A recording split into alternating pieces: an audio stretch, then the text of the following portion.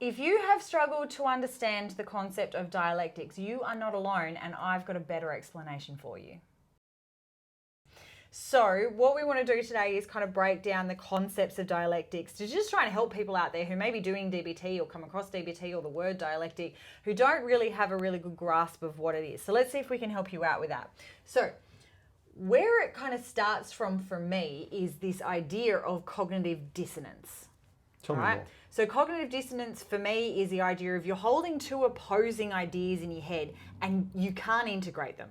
So there's a sense of kind of moving away. It's this or it's this, right? Now, inherent within the kind of diagnosis of borderline personality disorder, which is what DBT was originally developed for, and hence where Linehan kind of decided to apply this theory of dialectics. I don't think she owns dialectics. I think the word originated before her. She just coined the term in a more familiar vernacular.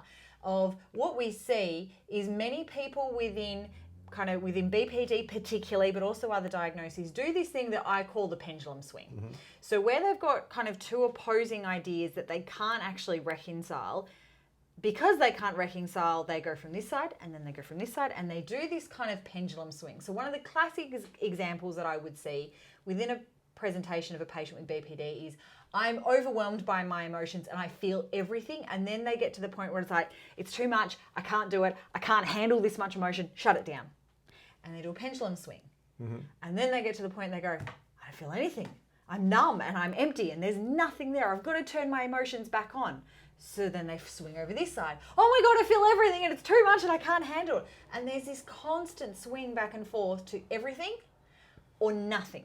And it's exhausting. So what you're saying, it's an opposite. So you go from this thesis to the antithesis, but there's never a synthesis. Yes. So dialectics proposes the synthesis, the middle ground, right? So as you can see with kind of the dissonance, it's about kind of moving away, whereas specifically with the dialectics, it's about kind of coming together. Yeah, nice. So this kind of idea of I'm right, no, I'm right, dialectics would say we're both right about some things. Yeah.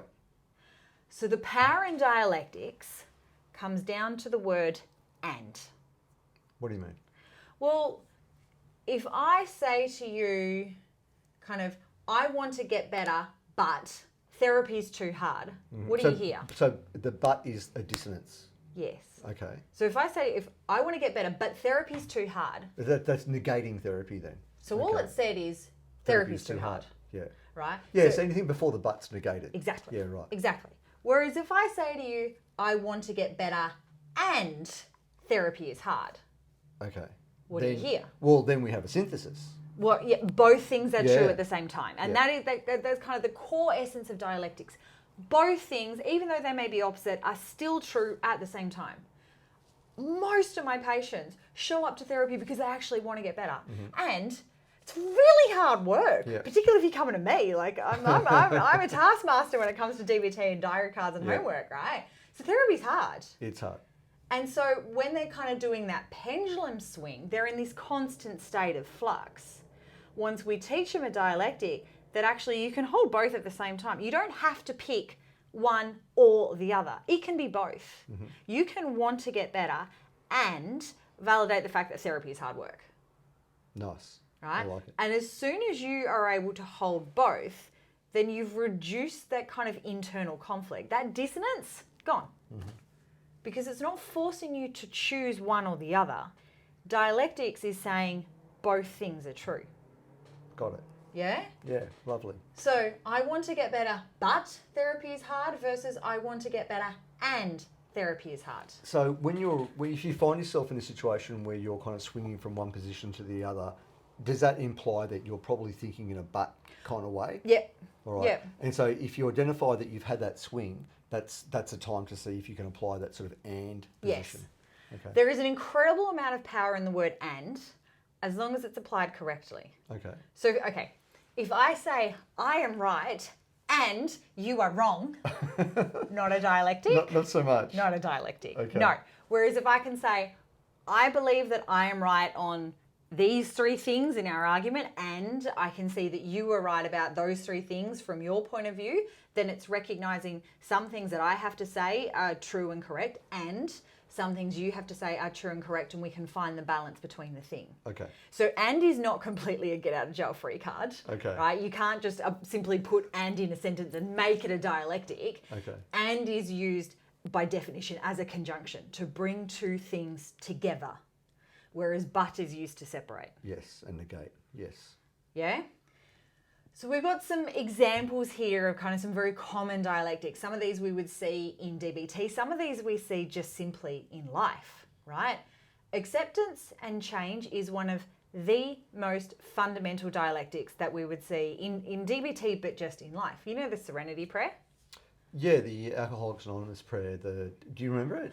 God grant me the serenity to accept the things I cannot change, the courage to change the things I can, and the wisdom to know the difference. Yeah. Right? So inherent within that poem is the idea that there are things in life that you cannot change and therefore you have to accept. Yep. And there are things in life that you can change, so change it. Yeah. Right? And the dialectics comes down to, how do you tell the difference? How do you balance those things? So I will often use an example. I do brainstorming with my patients in group when we're teaching this sort of thing of like, you have to have acceptance of the weather and you can change your outfit by wearing a raincoat or carrying an umbrella or wearing shorts and t-shirts if it's 35 degrees outside, right? I need to accept my God-given height at 5'9", and I can change that with 9 West and some damn nice heels. Nice. Yeah? Yeah. So it's looking at what do you have to accept and where do you also have the capacity to change or modify. Mm-hmm. Right? Trust and suspicion is one that you and I see a lot in PTSD. Yeah. Well, again, here's the sort of pendulum swing. Often people might have been traumatized because they're maybe too trusting, okay? And that sort of opened up the gates to potentially being the victim of a betrayal. So you've got trust on one hand. So when someone gets betrayed, they swing from trust to distrust everything. Yes. Okay. And the problem with distrust everything is you lose the world. Okay. You've got to sacrifice everything. Yeah. Okay, to your suspicion. Okay.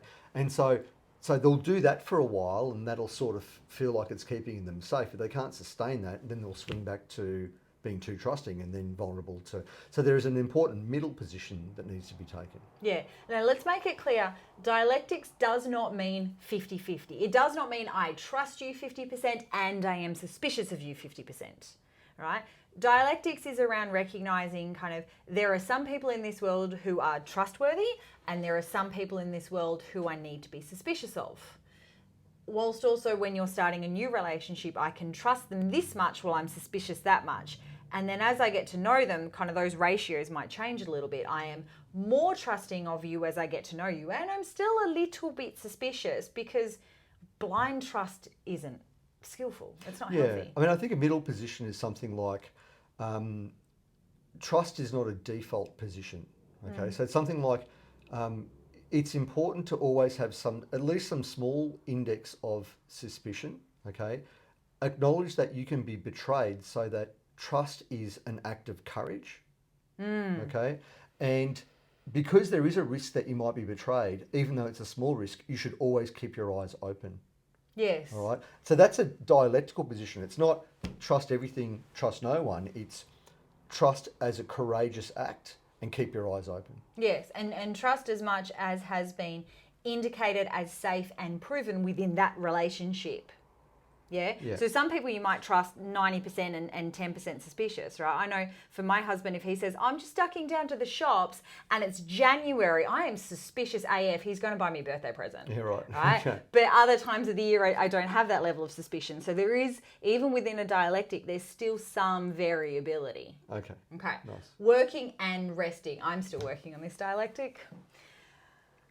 There is a dialectic between, yes, you need to work, you need to put in effort, you need to be task focused, you need to get stuff done, and apparently you need rest time. Yeah, recovery. Your recovery time. You need to have some time to kind of chill and drop the load and not be working through your to-do list and actually give your body time to recover. That is not just exclusive to sleeping. This is not working and sleeping, this is working and resting. Yeah. I mean, with people who are really into bodybuilding, whatever exercise it is, the recovery, all the growth actually happens in the recovery. Nice. Okay, while you're applying the stimulus, that's not when the growth happens. It's the recovery. So you need both.